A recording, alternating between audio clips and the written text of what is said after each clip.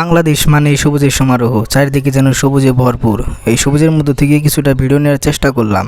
তো বাংলাদেশে বিকেলে ফুটবল খেলা হবে না এটা তো হয়ই না। তো মাঠে অনেক সুন্দর ফুটবল খেলা চলছে, আর পরিবেশটাও কিন্তু অনেক সুন্দর, হালকা হালকা বাতাসও আছে। তো এদিকে ফুটবল খেলা হচ্ছে, তো ভিডিওটা সবার ভালো লাগবে, অবশ্যই দেখে নিবে যারা অনেক দিন ধরে এই দৃশ্যটা দেখতে পাও না। ধন্যবাদ সকলকে।